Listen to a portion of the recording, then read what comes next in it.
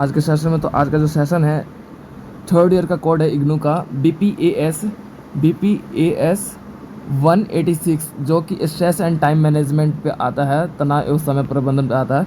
तो हम इसके मोस्ट इंपॉर्टेंट क्वेश्चंस को कवर करेंगे जो आपके एग्ज़ाम में इनकमिंग एग्ज़ाम के लिए वेरी वेरी इंपॉर्टेंट है। इन्हीं क्वेश्चन में से आपका पूरा एग्ज़ाम कवर किया जाएगा। अगर इसी से आप स्टडीज़ कर लेते हैं तो पूरा एग्ज़ाम आपका 80+ मार्क्स से कवर हो जाएगा। तो हम बात कर लेते हैं इसके कुछ सेशन की। तो देखिए, इसके कुछ इंपॉर्टेंट सेशन भी मैंने क्लासेस में ले रखा है, तो उसका लिंक मैं आपको डिस्क्रिप्शन में प्रोवाइड कर दूंगा। एंड पर्टिकुलर चैप्टर वाइज जो है यहाँ पे सेशन भी कंप्लीट किया जा चुका है, तो उसका भी लिंक मैं आपको प्लेलिस्ट का जो लिंक है आपको डिस्क्रिप्शन में प्रोवाइड कर दूंगा। आप वहाँ से जाकर अपने पर्टिकुलर चैप्टर के साथ भी कवर कर सकते हैं। तो स्टार्ट करते हैं। आज का हमारा फर्स्ट क्वेश्चन है, तनाव के विभिन्न मॉडल के बारे में चर्चा करें। यानी कि जो तनाव है यानी कि स्ट्रेस है, उसके मतलब वेराइटीज़ ऑफ मॉडल, ठीक है, उसके बारे में बताना है। तो देखिए, तनाव एक ऐसा स्वरूप है जिसके हम मॉडल की बात बोले ना, तो हमारे पास तनाव का बहुत बड़ा कारण है तनाव लेने का। तो फर्स्ट ऑफ ऑल अगर मैं बात बोलूँ, लड़ाई झगड़ा या फिर बोल सकते हो किसी कारणवश, किसी समस्यावश या फिर कोई इंसिडेंट भी आपके सडनली हो गया, तो उसके कारण भी आप तनाव ले लेते हैं। तनाव का सबसे बड़ा कारण क्या है? लड़ाई झगड़ा या फिर घर में कलेश, ठीक है, या फिर किसी कार्यवश आप तनाव ले रहे हैं। उदाहरण के तौर पे आप जॉब करते हैं तो आपका जो तनाव लेने का कारण है ना, वो आपका जो वर्क प्लेस है, ठीक है, या फिर जॉब की स्थिति है, ठीक है। तो व्यक्ति जो है अपने आसपास के एनवायरनमेंट से भी स्ट्रेस फील कर सकता है, अपने आप को फील करता है। देखिए, व्यक्ति का होमोस्टेसिस जो है या फिर बोल सकते हो प्राकृतिक रूप में देखा जाता है, तो कैनन ने इसी बात को दिलचस्पी से प्रस्तुत किया कि जो मानव है वो पूर्ण रूप से एक ऐसा संभाव्यता प्राणी है जिसके कारण वो अपने आसपास के वातावरण से भी तनाव से ग्रसित होता है या फिर तनाव से पीड़ित होता है, ठीक है। ये कैनन का विचारधारा था, ठीक है। अब अंतर स्पष्टि या फिर तनाव का उत्तेजना के रूप में हम देख सकते हैं कि देखो, तनाव है इंसान को उत्तेजित करता है मतलब यानी कि बहुत ज़्यादा ही एक्टिवेट करता है, मतलब किसी भी चीज़ पे अपने टॉपिक्स को लेके वो काफ़ी एग्रेसिव रहता है, काफ़ी मतलब तुरंत एक्टिवेट हो जाता है, कुछ भी हो जाए। वो जैसे कि फॉर एग्जांपल बहुत से लोग होते हैं कि उन्हें गुस्सा बहुत आ जाता है, किसी भी बात पर वो तुरंत गुस्से हो जाते हैं, तो वही आता है आपका जो है एग्रेसिव बोलते हैं उसे। हालांकि आज के टाइम पे बात बोला जाए तो इसी को कम करने के लिए योगा व्यवस्था या फिर शारीरिक क्रियाकलाप को करने के लिए आदेश दिया जाता है, जो कि हम देख सकते हैं। देखिए, तनाव जो है मनुष्य के लड़ाई या फिर उतार प्रक्रिया का एक स्वरूप है, जो हम एक डायग्राम के अकॉर्डिंग भी समझ सकते हैं कि जो तनाव है पर्टिकुलर किसी भी कारणवश हमें शारीरिक और मानसिक दोनों तरीके से पीड़ित करता है, ठीक है। आप तनाव लेने लगते हैं तो आपका सांसें फूलने लगता है, आपका दम घुटने सा महसूस होता है, सर में दर्द होने लगता है, आपका प्रॉपर आप ध्यान नहीं दे पाते हो, या फिर आप खाना पीना पे ध्यान नहीं दे पाते, ध्यान केंद्रित नहीं कर पाते किसी जगह पे। तो ये सब क्या है? तनाव का एक बोल सकते हो ऐसा स्वरूप जिसके कारण हमारा तनाव लेने से पूर्ण रूप से हमारी जो स्थिति है डगमगा जाती है, हमारा जो सिस्टम है पूरा डगमगा जाता है। क्लियर है? अब हम बात कर लेते हैं एक संगठन में प्रबंधन के माध्यम से लक्ष्यों को प्राप्त करने के लिए एक महत्वपूर्ण भूमिका निभाता है। यानी कि जो प्रबंधन होता है किसी भी लक्ष्य को प्राप्त करने के लिए समय प्रबंधन जो है वो बहुत ज़्यादा इंपॉर्टेंट रोल प्ले करता है, बिल्कुल। क्योंकि देखो, संगठन या हो चाहे कुछ भी हो, किसी भी कार्य को करने के लिए अगर हम समय प्रबंधन करते हैं तो बहुत बड़ा इंपॉर्टेंट रोल प्ले करता है भाई, सिंपल लैंग्वेज है। बिकॉज अगर हम बात बोली जाए प्रशासन व्यवस्था के रूप में निगरानी की स्थिति देखी जाती है, ठीक है, जो अधीनस्थता का एक स्वरूप होता है। अधीनस्थता यानी कि किसी भी हमारे काम को आधा करने का एक स्वरूप होता है अगर हम अपने समय को टाइम मैनेजमेंट के रूप में नहीं एक्टिवेट करते हैं। तो प्रभावी समय का बोल सकते हो सुनिश्चित करता है। यानी कि जो है अगर हम समय प्रबंधन करते हैं तो प्रभावी समय को सुनिश्चित करना, इसका सब हेडिंग हो जाएगा, आप लिख सकते हैं सब हेडिंग को, कि जो हमारा इंपॉर्टेंट रोल होता है जिस पे हमें अत्यधिक ध्यान देने होता है। अगर हम समय प्रबंधन करते हैं तो हम उन समय को अपने उस टाइम को यूटिलाइज कर पाते हैं या फिर उसे बेहतर तरीके से प्रयोग कर पाते हैं। उदाहरण के तौर पे जैसे अभी आपका एग्ज़ाम चल रहा है तो आप लोग क्या कर रहे हो? अपने टाइम को यूटिलाइज कर रहे हो, अपने टाइम को बेहतर तरीके से मतलब कवर कर रहे हो, ठीक है, तो यही आपका प्रभावी समय का बोल सकते हो सुनिश्चित करना। उसके बाद प्रशासन व्यवस्था का दिनचर्या तैयार करना, यानी कि जो प्रशासनिक व्यवस्था है कि हमें क्या करना है, किस तरीके से करना है, तो समय प्रबंधन के कारण जो है हम उसे अपने दिनचर्या में बेहतर तरीके से यूज़ कर पाते हैं। ठीक है, उसके बाद हमारा नियम व कानून लागू करना, यानी कि जब हम समय प्रबंधन करते हैं ना, तो किसी भी कार्यस्थल पर हम नियम और कानूनों को भी लागू करने में सक्षम हो पाते हैं या फिर अपने समय के अकॉर्डिंग यूज़ कर पाते हैं। देखिए, नियम और समय लागू करने की बात करी जाए तो देखो, आज हम अपने टाइम पे देख सकते हैं कि अपने आसपास के इन्वायरमेंट में हम पूर्ण रूप से क्या करते हैं। अपने आसपास के इन्वायरमेंट में हम सभी जानते हैं कि हमारा जो इन्वायरमेंट है वो किस बेस पे घिरा हुआ, किस बेसिस पे वो पर्टिकुलर वर्क करता है। तो देखिए, हमारा आसपास का इन्वायरमेंट है वो अलग अलग समय और अलग अलग तौर तरीके के अनुसार वर्क करता है, जिसके अकॉर्डिंग अगर हम समय प्रबंधन नहीं करते तो हमारा जो है काम व्यर्थ कहलाता है। उसके बाद कर्मचारियों के प्रति लगाव, यानी कि जब हम समय प्रबंधन करते हैं तो किसी भी कार्यस्थल पर जो है हम कर्मचारियों के प्रति जो है अपना एक टाइम दे पाते हैं, और टाइम देने के कारण क्या है, उनके साथ पर्टिकुलर एक पूरा अटैचमेंट हो पाता है, जिसके कारण हम अपने कर्मचारियों को बेहतर तरीके से गाइड कर पाते हैं तथा उनके बारे में भी सोच समझ पाते हैं। Got it.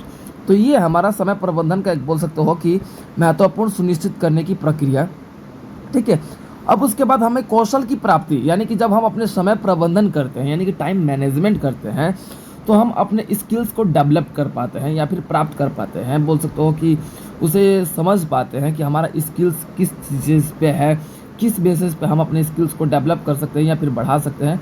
तो ये किस बेस पे हो सकता है, कैसे पूर्ण होता है, हम जब अपने टाइम को यूटिलाइज करते हैं, मैनेजमेंट करते हैं। अब उसके बाद अगला क्वेश्चन है, काम पर रिश्तों पर तनाव के प्रभाव की जांच करें, या फिर ऐसे क्वेश्चन पूछ देगा, कार्यस्थल व रिश्तों के कारण होने वाले तनाव की प्रभाविता को स्पष्ट कीजिए, यानी कि काम जहाँ हम करते हैं उसके कारण भी हमें तनाव होता है भाई। तो देखिए, व्यक्तिगत संगठन व्यवस्था की बात बोली जाए तो व्यक्ति अलग अलग स्थानों पर अपने कार्य का बोल सकते हो अपने जीवन का निर्वहन करने के लिए कार्य करता है।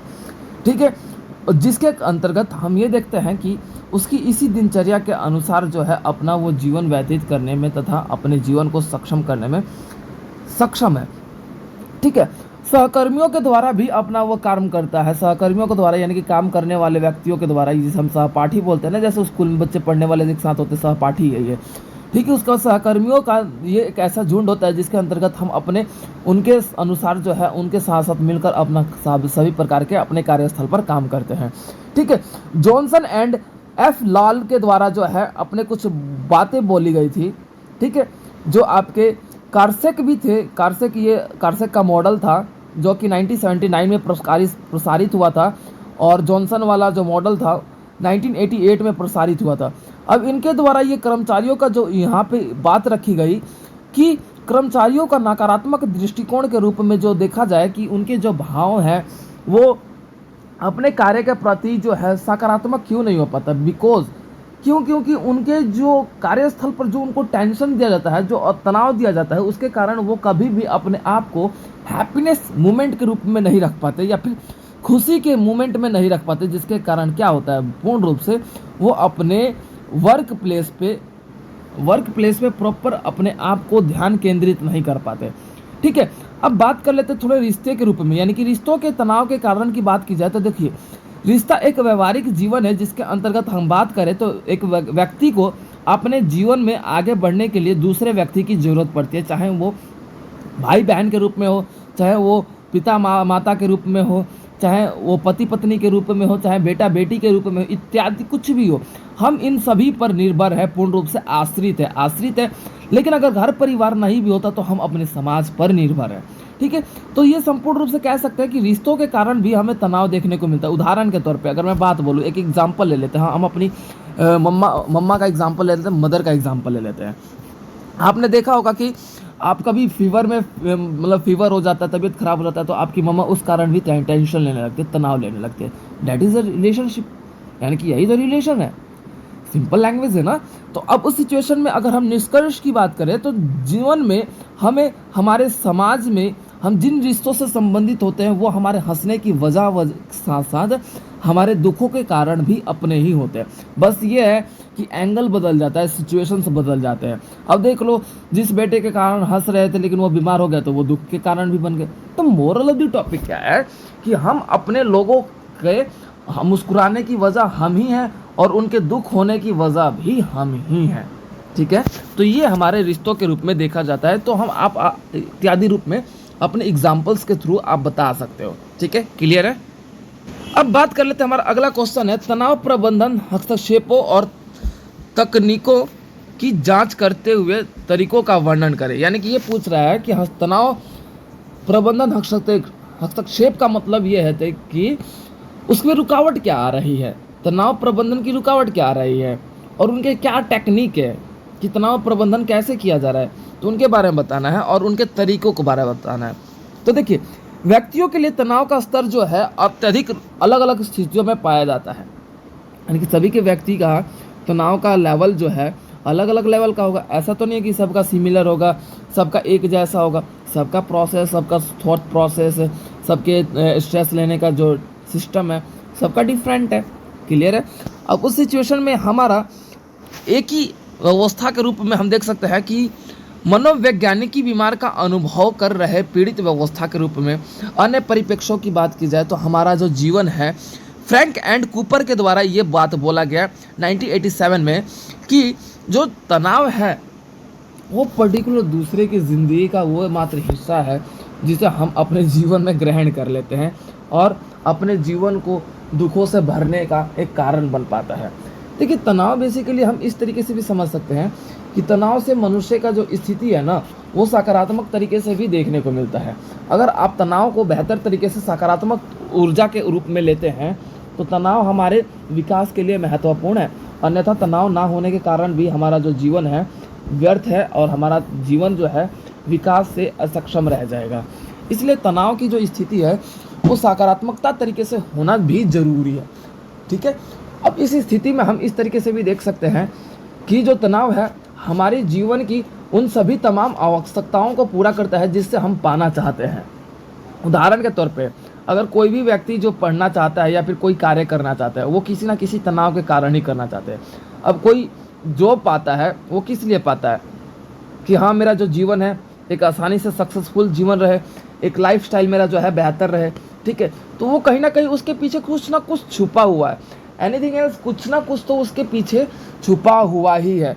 ठीक है, तो ये आपके बोल सकते हो कि फ्रैंक एंड कूपर बात कह रहे थे।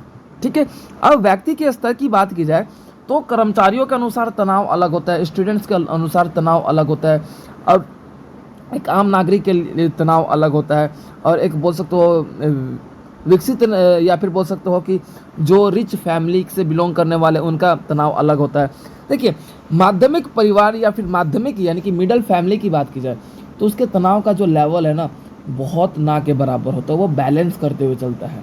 अगर किसी के पास धन संपत्ति कम है तो भी उसे टेंशन है कि भाई गुजारा कैसे होगा, किसी के पास अत्यधिक है तो उसको टेंशन हो जाता है कि इसे संभाला कैसे जाएगा, मेरे तो मारने वाले मेरे ज़्यादा होंगे। तो आपने देखा होगा अलग अलग सेलिब्रिटीज़ का जो है मृत्यु सबसे ज़्यादा किस बेसिस पे होता है, heart attack. That is a reason कि उन्हें उनके पास जो है वो अपने माइंड को पूर्ण रूप से शांत नहीं कर पाते, अपने माइंड को पर्टिकुलर वो एक्टिव के रूप में जो है टेंशन से भरपूर रहते हैं हर टाइम, एवरी टाइम, 24/7 किसी ना किसी चीज़ से उनको टेंशन सताए रहती है, जिसके कारण हार्ट अटैक की कहीं ना कहीं एक बीमारी के रूप में जो है अटैक करता है और सीधा रूप में ख़त्म। ठीक है, अगर तनाव से विपरीत हमें भागना है, तनाव से हमें ऊपर उभरना है, तो रसेल के द्वारा 1979 में एक बात बोला गया कि तनाव मुक्त या तनाव ग्रसित नहीं हो सकता व्यक्ति जो खुद पर विश्वास या फिर खुद पे उम्मीद रखते हुए अपने जीवन में आगे बढ़ता हो, वो व्यक्ति तनाव से पीड़ित नहीं हो सकता। ये रसेल के द्वारा कहा गया था। बिल्कुल करेक्ट बात है कि मांसपेशियों का विकास या फिर मांसपेशियों की रुकने का कारण भी हमारा मनुष्य स्वयं है। मांसपेशियों का विकास जो है अगर हो रहा है तो भी मनुष्य ही कारण है और नहीं हो रहा है तो भी मनुष्य ही कारण है। अब इसी चीज़ के अंतर्गत जो है हमारा जो तनाव की स्थिति है वह महत्वपूर्ण हमारे धार्मिक रूप में भी देखने को मिलता है। हर एक सिचुएशन में हमारे तनाव का जो स्थिति है धर्मनिरपेक्ष के रूप में देखने को मिलता है। हर एक स्थिति के रूप में हमारा तनाव देखने को मिलता है।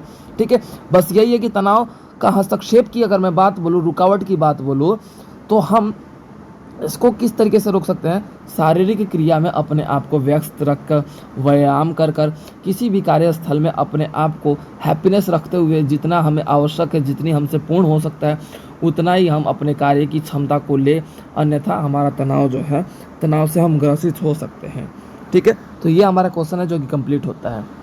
देखिए स्टूडेंट्स, अब हमारा मोस्ट इंपॉर्टेंट, इससे भी सबसे ज़्यादा इंपॉर्टेंट, ये तो इसके बिना पेपर नहीं बना है, इसके बिना क्या है, पेपर नहीं बना है। तनाव की अवधारणा और प्रकृति की व्याख्या करें, यानी कि तनाव की अवधारणा से आप क्या समझते हैं तथा इसके प्रकृति की व्यवस्था का वर्णन करें। कुछ भी क्वेश्चन पूछ देगा, दोनों का मतलब एक ही है। देखिए, किसी भी व्यक्ति के दृष्टिकोण के अनुसार हमारे शारीरिक व्यवस्था और मानसिक व्यवस्था और रासायनिक व्यवस्था, इन सभी के कारण जो है हम कि परेशान रहते हैं, दुखी रहते हैं, तो उसी को हम तनाव कहते हैं। उदाहरण के तौर पर हम अपने दोस्त से बहुत दिनों बात नहीं होती, तो हम, या फिर बोल सकते हैं कि आप कई बार देखते हो कि आपके मतलब फैमिलीज़ में आप कहीं चले जाते हो, तो उस सिचुएशन में आपकी मम्मा आपको फ़ोन करती है और वो पिक नहीं करते, चाहे बाहर भी चले जाते हो, तो वो क्या है, स्ट्रेस फील करने लगती है। तो तनाव जो शब्द है वो लैटिन भाषा स्ट्रिंगरे से लिया गया है, जिसका अर्थ होता है तंग या खींचना। कॉक्स के अनुसार जिसने 1978 में एक बताया था कि यह स्कूल, काम, दैनिक जीवन, इन सभी प्रकार की, या फिर यूनिवर्सिटी या शिक्षा स्थल या फिर कार्यस्थल के रूप में देखा जाता है, या फिर व्यापार के स्थल में भी देखा जाता है। तनाव हमारे जीवन को ग्रसित करते हुए हमें अनुभवी दावा प्रस्तुत करता है कि व्यक्ति जो है अपने कार्य को करने में सक्षम रहे या फिर करते रहे। ठीक है, इस प्रकार अगर मैं तनाव की पूरी नकारात्मकता की अगर मैं बात बोलूँ, तो ये एक लाभकारी व्यवस्था भी देखा जाता है। नकारात्मकता तो है ही, लेकिन लाभकारी व्यवस्था भी देखा जाता है। तनाव की उत्पत्ति मुख्य रूप में भौतिक, जिसे अगर मैं बात बोलूँ, शेफर के द्वारा ये बात बोला गया था 1998 में कि भौतिक विज्ञान का एक वह स्वरूप है जिसके कारण व्यक्ति अपने व्यापारिक स्थल पर अपने आप को कठिनाइयों से भरपूर अपने जीवन को जीने का प्रयास करता है। यानी कि वो कार्य कर रहा है लेकिन कठिनाइयों से भरपूर। अब कठिनाई होगी तो जाहिर सी बात भाई तनाव आएगा ही आएगा, ऑब्वियस सी बात है। तो ये आपका शेफर के द्वारा कहा गया था। और उसके बाद कूपर के द्वारा एक और बात बोला गया, तनाव की शुरुआत जो है मुख्य उत्तेजना से होती है, जो कि हमारे अवधारणा के स्वरूप में देखा जाता है। ठीक है, उसके बाद हंस सैली ने भी इस कुछ बात को रखा, जैसे कि 1974 में हंस सैली ने बताया कि तनाव को उस सभी मांग और शरीर की व्यवस्था का गैर निष्कासित करता है जिससे हमें पूर्ण रूपों से देखा जाता है, जो कि हंस सैली ने 3 चरणों में विभाजित किया था। सामान्य अनुकूल जो है आपका तनाव, ठीक है, दूसरा है अलार्म प्रतिक्रिया तनाव, तीसरा हमारा बोल सकते हैं कि काउंटर शॉक तनाव। ठीक है, तो इत्यादि इन तीनों में आपका बोल सकते हो कि सामान्य प्रतिकूल तनाव, यानी कि इसमें हम सामान्य आपका तनाव ले रहे हैं लेकिन एक सामान्य रूप में, नॉर्मल रूप में। ठीक है, उसके बाद अलार्म प्रतिक्रिया में अगर मैं बात बोलूँ तो इसमें आप तनाव ले रहे हो लेकिन अपने आप को एक्टिवेट करने के लिए। जैसे अलार्म क्या करता है, जैसे कि आप सोते हो तो आपको जगाने का काम करता है, तो वो जगा किस लिए रहा है, यानी कि आप अपने टाइम पे हर चीज़ कर लो इसीलिए जगा रहा है। ठीक है, तो अलार्म प्रतिक्रिया में तनाव की जो स्थिति है वो आपको किसी कार्य को करने के लिए मोटिवेट कर रहा है। ठीक है, जैसे फॉर एग्जांपल अभी एग्ज़ाम आ गया तो आप तनाव लोगे तो आपका क्या है, एग्ज़ाम की बेहतर तैयारी कर पा रहे हो। ठीक है, तो ये आपका अलार्म प्रतिक्रिया है। उसके बाद काउंटर शॉक की बात बोला जाए तो तनाव अचानक से इस स्थिति में देखा जाता है कि तनाव आपको अचानक से मिला है। जैसे कि फॉर एग्जांपल हम देखते हैं फिल्मों में कि इलेक्ट्रिसिटी जो है पंपिंग हार्ट बीट बंद हो जाती है तो इलेक्ट्रिसिटी शॉक दिया जाता है, ताकि अचानक से झटके लगने के कारण जो है मतलब बंदा अपना बोल सकते हो श्वसन क्रिया को कंप्लीट करने लगे, दोबारा से स्टार्ट कर दे। तो इसमें आपका काउंटर शॉक के कारण जो है मनुष्य को अचानक से तनाव मिल जाता है। उदाहरण के तौर पे जैसे कि हम यहाँ पे अपने आप को थके थके से भी महसूस करते हैं। ठीक है, यहाँ पे पूर्ण रूप से अपने आप को डीमोटिवेट, जैसे कि मैं बात बोलूँ तो एग्जांपल ले लेते हैं, अचानक से कोई एक्सीडेंट हो गया और आपको ये पता चला, उस समय काउंटर शॉक्ड लगता है ना, उस समय लगता है अचानक से झटके लग जाते हैं ना, तो उसी को काउंटर शॉक्ड बोला जाता है। तो ये हमारा बोल सकते हो कि तनाव की प्राकृतिक व्यवस्था की अवधारणा है। और सैफर ने भी कुछ तनाव के बारे में बताया कि तनाव एक बाहरी जवाब है जो कि शरीर के जगाने के रूप में देखा जाता है। अब क्या है तनाव, क्या है, हमारे शरीर को एक्टिवेट करता है किसी काम को करने के लिए, ये सैफर का मानना था। ठीक है, तो ये हमारा बोल सकते हो मॉडल रूप में देखा जाता है। अब उसके बाद मेडिकोलॉजिकल दृष्टिकोण देखा जा रहा है। तो देखिए, मेडिकोलॉजिकल दृष्टिकोण की बात बोला जाए तो हमारे जीवन में हमारी भावना से उत्पन्न जितना भी हमारी स्थितियां हैं, वो नेल्सन एक्ट अल के द्वारा जो है 2012 में ये बात बोला गया कि तनाव वो एक जवाबदेही स्थिति है या लड़ाई है जिसे हम लड़ रहे हैं। और कैनन के अनुसार तनाव बाहरी पर्यावरण मांग है जो हम अपने जीवन में किसी चीज़ को पाने की चाह रखते हैं, उसके कारण हमें तनाव होता है, वो कैनन कह रहे हैं। उसके बाद संज्ञानात्मक मूल्यांकन दृष्टिकोण। देखिए, संज्ञानात्मक मूल्यांकन दृष्टिकोण की बात कह रहा है तो न केवल मानता है कि तनाव व्यक्ति के बीच बातचीत का एक परिणाम है, अपितु पर्यावरण से संबंधित जितनी भी घटनाएं हैं वो भी तनाव का बोल सकते हो कि एक मौजूदा एग्जाम्पल है। तो ये संज्ञानात्मक दृष्टिकोण के रूप में है। उसके बाद व्यक्ति पर्यावरण दृष्टिकोण, यानी कि एक व्यक्ति किस तरीके से पर्यावरण से संबंधित है। जैसे कि रॉबर्ट कान के द्वारा जो है इन्होंने बताया कि सामाजिक भूमिका को पूर्ण करने के लिए हम व्यक्ति पृथ्वी के उन समान पर्यावरण पर निर्भर हैं जिसके माध्यम से हम अपना कार्य या फिर काम को सक्षम कर पाते हैं, पूरा कर पाते हैं। तो वो हमारा व्यक्ति पर्यावरण दृष्टिकोण के रूप में देखा जाता है। अब उसके बाद हमारा आ जाता है, ठीक है, तो इसमें आप बोल सकते हैं कि तनाव के विभिन्न श्रेणियां वर्गीकृत की गई है। तो तनाव के विभिन्न प्रकार है, you stress, new stress and संकट। देखिए, यू स्ट्रेस जो कि एक फायदेमंद माना जाता है और इसके कारण जो है हम अपने कहीं पे भी काम को करने के लिए, जैसे कि अगर मैं बात बोलूँ तो आप नई नौकरी में जाते हो तो अपने आप को टेंशन होता है कि फॉर एग्जांपल यार मुझे अपने जो है ना जॉब वहाँ पे बिल्कुल अच्छे से पा लेनी है, ऐसा मुझे अपना परफॉर्मेंस देना है, ऐसा मुझे अपना रिजल्ट देना है, तो उसी को यू स्ट्रेस बोला जाता है। उसके बाद न्यू स्ट्रेस, जब तनाव को फ़ायदेमंद ना हो तो ये एक हानिकारक भी ना हो, तो वो एक मिडल टर्म में देखा जाए, ये सैफर के द्वारा बोला गया था। ठीक है, तो इसमें क्या है कि पर्टिकुलर सैफर ने ये बात बोला था कि जब मनुष्य तनाव ना फ़ायदे में हो, तनाव लेने से ना नुकसान में हो, तो वो आपका न्यू स्ट्रेस बोला जाता है। अब संकट, जैसा कि आप नाम से ही जान रहे हैं भाई, संकट ये वह तनाव की तीसरी श्रेणी है जिसके कारण व्यक्ति अपने आप को संकटग्रसित मानता है या फिर किसी भी काम को करने में असक्षम मानता है, वो आपका संकट तनाव के श्रेणी में देखा जाता है। ठीक है, क्लियर है। बात कर लेते हैं नेक्स्ट क्वेश्चन का। तो हमारा नेक्स्ट क्वेश्चन है, समय प्रबंधन के अर्थ और महत्व की व्याख्या करें। देखिए, समय प्रबंधन यानी टाइम मैनेजमेंट के डेफिनेशन क्या है और उसकी इम्पोर्टेंस क्या है। तो देखिए, समय प्रबंधन आज के समय में एक ऐसा सकुशल व्यवस्था है जिसके अंतर्गत हम उसका प्रयोग करके अपने सर्वोत्तम विकास कर सकते हैं, यानी कि सर्वोत्तम यानी कि ऑलराउंडर डेवलप कर सकते हैं। जैसे कि हम अपने आप को स्किल्स के रूप में डेवलप कर सकते हैं, अपने आप के लाइफ को सक्सेस और करियर को डेवलप कर सकते हैं और अपने किसी भी पर्टिकुलर वर्क को टाइम टू टाइम कर सकते हैं। ठीक है, समय प्रबंधन, जैसे कि अगर मैं बात बोलूँ तो कंप्यूटर की दुनिया में जैसे ऑपरेटिंग सिस्टम होता है, वैसे ही समय प्रबंधन जो है पर्टिकुलर एक मनुष्य को टाइम टू टाइम जो है अपने हर एक चीज़ को करने के लिए एग्रेसिव करता है, या फिर मतलब हर एक चीज़ जो है मनुष्य टाइम पे कर लेता है, उसी को समय प्रबंधन कहा जाता है। स्टॉक का मानना था, स्टॉक एक विचारधारा था, विचारक थे जिन्होंने अपनी विचारधारा प्रस्तुत की। समय प्रबंधन कार्य और प्रभावशाली के बारे में गति से नहीं अपितु जो है संपूर्ण व्यवस्था के रूप में पूर्ण करने के लिए समय की आवश्यकता अनुसार जो है अपने कार्यों को कंप्लीट कर सकता है इंसान। समय प्रबंधन की महत्व व्यक्तित्व व लक्ष्यों को प्राप्ति के लिए, अपने कार्यों को सक्सेस करने के लिए या फिर कार्यों को पूर्ण करने के लिए आवश्यक है। क्यों आवश्यक है? व्यक्ति के महत्व व्यवस्था और समय के अनुसार कार्य को पूर्ण करने के लिए। ठीक है, 2 पॉइंट लिख लीजिएगा अभी।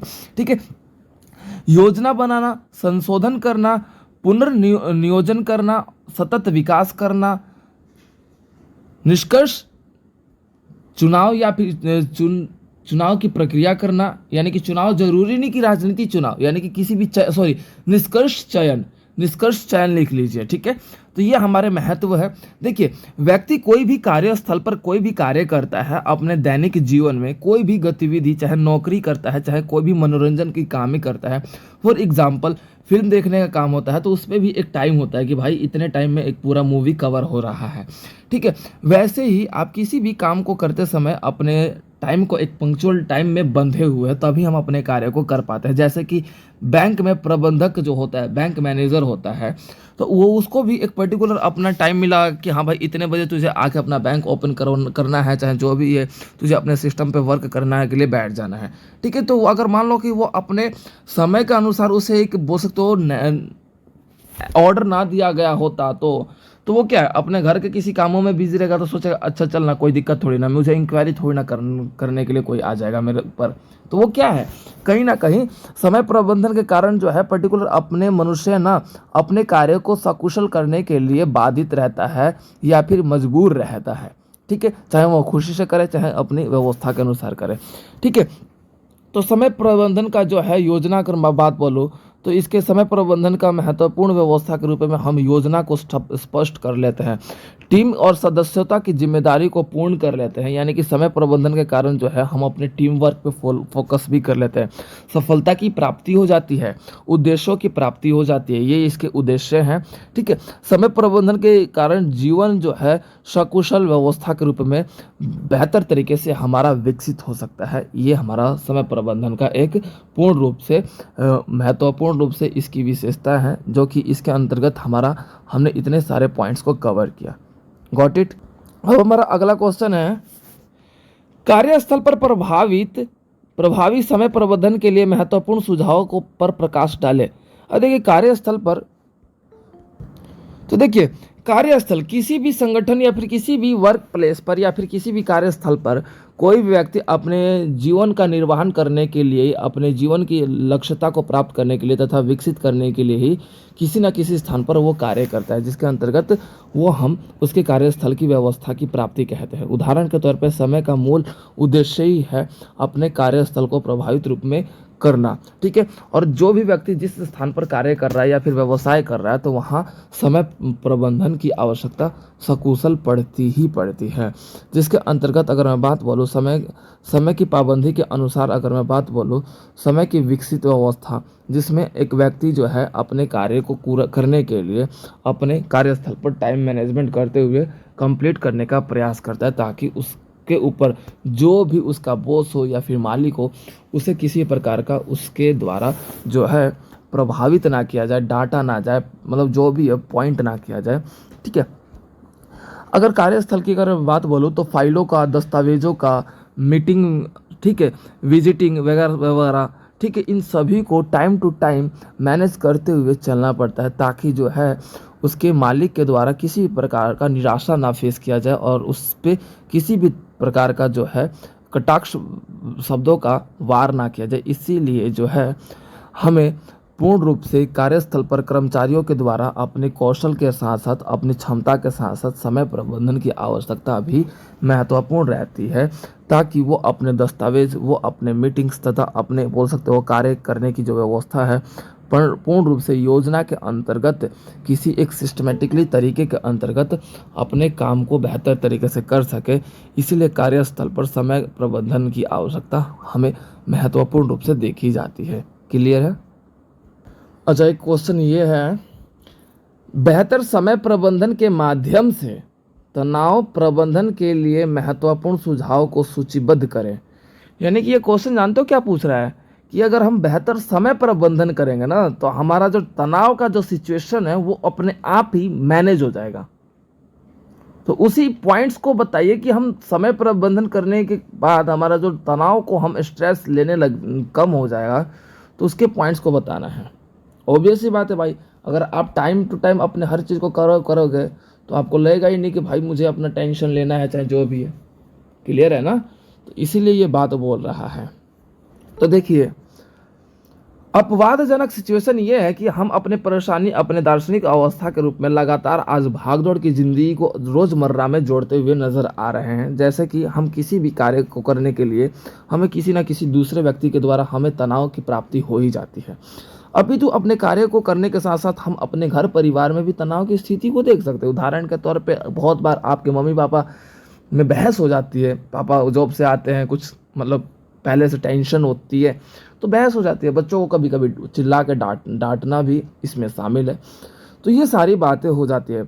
अगर दृष्टिकोण के अनुसार देखा जाए तो आश्चर्यजनक बात ये नहीं है कि हाँ वो अपने तनाव से ग्रसित है। आश्चर्यजनक बात यह है कि अपने टाइम को उन्होंने मैनेज नहीं किया, जिसके कारण जो है अपने कार्य के बर्डन के कारण जो है उनका क्रोध, उनका अज्ञानता तथा उनका शारीरिक व्यवस्था तथा मानसिक असंतुलन के कारण जो है वो क्रोधित हो जाते हैं और तनाव की स्थिति में घिर जाते हैं।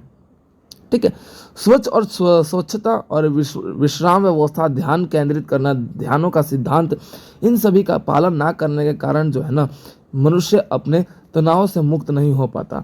अगर मैं मिथक की बात बोलूँ, मिथक मतलब होता है झूठ। ठीक है। मेरा स्वास्थ्य अच्छा है इसलिए मुझे तनाव नहीं रहना चाहिए। वास्तव में कई वयस्क व्यवस्था का ये मानना है कि मेरा स्वास्थ्य अच्छा है, मतलब मैं अच्छा खाना खाता हूँ। लेकिन एक बात बता देता हूँ, जब हम तनाव से ग्रसित होते हैं ना, उस खाने का कोई हमें मतलब ही नहीं लगता। बहुत बार बोला जाता है ना, इस खाना को मतलब कोई अर्थ नहीं है। जब हम तनाव में रहें, ग्रसित रहे ना, हम टेंशन फ्री नहीं है तो हमारा खाना हमें डाइट लगता नहीं है, बोला जाता है ना घर परिवार के साथ। तो वो सिचुएशन हमें अपने कार्यस्थल पर भी देखने को मिलता है कि अगर हम नींद प्रॉपर ना लें या फिर अपने काम के प्रति जो है लगातार जो है परेशान रहे, सिर दर्द तो अलग ही होगा, रेजेट्स अलग हुआ, आपके टेंशन हो गया, आपके परेशानी हो गई, सब चीज़ जो है प्रॉपर वे में देखा जाए तो ये अलग तरीके से आपका देखने को मिलेगा। समय प्रबंधन के कारण जो है आप अपने हर एक कार्य को अच्छे से कर पाने के कारण जो है अपने तनाव को कम करने की प्रक्रिया के रूप में देख सकते हैं। अगर मैं मौलिक योजना की बात की जाए, जो हमारे शब्दों में बोला जाए, तो हम अपने योजना के अनुसार अपने हर एक काम को सूचीबद्ध कर ले कि हमें बस इस कैटेगरी में इतने टाइम को इतने इस काम पे अपने प्रॉपर कर लेना है। तो उस कारण से हमारा टेंशन की जो वजह है वो बहुत हद तक कम हो जाएगा, बहुत हद तक। साप्ताहिक रिपोर्ट के अनुसार बताया जाता है तो जो हमारे जीवन में हर एक सिचुएशन में कोई ना कोई ऐसी घटना घटित होती है जिसके कारण हमें बोल सकते हैं कि अपने आप ही एक ऑटोमेटिकली टेंशन की वजह बन जाता है। तो अगर हम उन वजह को ख़त्म करते हुए अपने आप में योगा, व्यायाम इत्यादि शारीरिक क्रिया से तंदुरुस्त रहेंगे, बिजी रहेंगे, तो हमारा जो टेंशन की वजह है, जो तनाव का जो स्वरूप है, वो काफ़ी हद तक बिजी होने के कारण हम अपने आप को बोल सकते हैं कि निलंबित कर सकते हैं उन तनाव व्यवस्था से। ठीक है। तो ये हमारा क्वेश्चन है जो कि पर्टिकुलर हम अपने समय प्रबंधन के करने के कारण जो है अपने तनाव से अपने आप को मुक्त कर सकते हैं। तो ये हमारा क्वेश्चन कंप्लीट होता है। अब उसके बाद बात कर लेते हैं सकारात्मक समय प्रबंधन शैली जीवन के सभी 7 आयामों के लिए पर्याप्त समय का बंटवारा पर टिप्पणी करें। अब देखो ये क्वेश्चन जानते हो क्या पूछ रहा है? सकारात्मक समय प्रबंधन की शैली जो हमारे जीवन को 7 आयामों से गुजारती है उसके बारे में बता रहा है। तो देखिए, सफल समय प्रबंधन जिसे हम सकारात्मक समय प्रबंधन के रूप में देखते हैं, जिसमें यहाँ पे ब्रायन ट्रेसी कहते हैं कि एक प्रबंधन सलाहकार होता है हमारे जीवन को सुधारने के लिए। यानी कि एक जो प्रबंधन होता है ना, वो खुद में एक ऐसा फ्रेंड होता है हमारे अंदर कि हमारे जीवन को सुधार सकता है। बिल्कुल करेक्ट है। अगर आप मैनेजमेंट करने लग जाओ अपने टाइम को, तो वो आपके जीवन में सुधार आज नहीं जाएगा। आप जहाँ नहीं पढ़ रहे वहाँ पढ़ना शुरू कर लोगे तो करियर अच्छा हो जाएगा ना, हो जाएगा ना। तो सलाहकार क्या बोला जाता है? गाइडर, जो आपको गाइड कर रहा हो। इनडायरेक्टली आपके अंदर भी तो एक गाइडर आ गया ना। तो ये कौन कह रहा था? ब्रायन ट्रेंसी कह रहे थे इस बात को, ब्रायन टैंसी।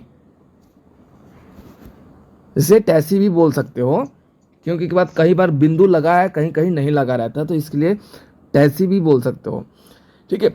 व्यापक रूप में बोला जाए तो एक प्रसिद्ध प्रबंधन का जो विचार है वो पीटर डकर के द्वारा इस बात को कहा गया कि हमारा मानना है कि जो प्रबंधन है ना वो प्राथमिक स्वरूप है जिसके माध्यम से मनुष्य अपना विकास कर पाता है, अपने विकास में सक्षम हो पाता है, या फिर अपने विकास में आगे बढ़ पाता है। ठीक है। जो जीवन की हर एक सफलता मुद्दे पर बात करता है, अपने जीवन के हर एक वो जो प्रक्रिया पर है, जीवन को विकास करने योग्य जो है वो बात करने की प्रक्रिया को अपनाता है। ठीक है।